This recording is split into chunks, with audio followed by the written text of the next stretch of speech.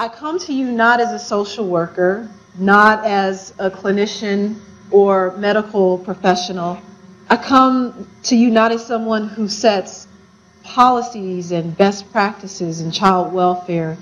I come not to you as a parent or a school teacher, but I come to you and I come to this topic as a historian who has looked at the origins of physical discipline in African American families and at the historical genesis of a popular practice that ends up contributing to some of the social problems it is believed to prevent.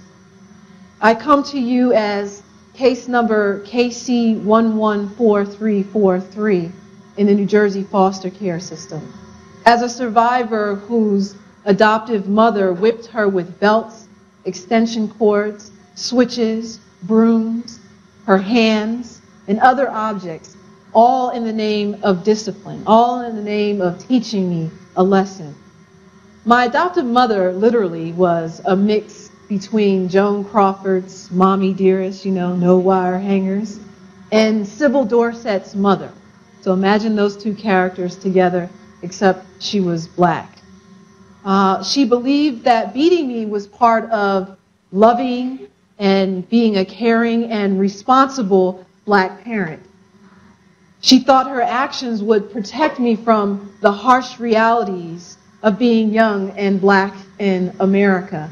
She believed that by beating me, she would save me from falling prey to the streets, from prison, from an early grave.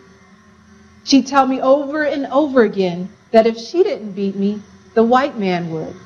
She told me I was a little black girl growing up in America, and if I stepped out of line, the white man would put me in the place. The white man didn't want to see me grow up. The white man didn't want me to have anything. And so as a young girl, I kept thinking, who is this white man? Is it Bob Barker from The Price is Right? Was it Mr. Rogers? Was it Ronald Reagan? Maybe. After all, he wanted us to eat ketchup. My adoptive mother in the black community in which I grew up had a very perverse embrace of physical discipline of children.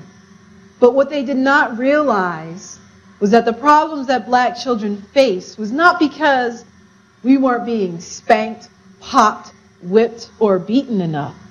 We lived in a society that has fundamentally hated us and engaged in all kinds of overt and covert strategies and practices that were designed to keep us from growing up, that were designed to devalue us and undermine our potential and our possibilities. And that hate, that devaluation, bled into the ways in which some of our parents raised us.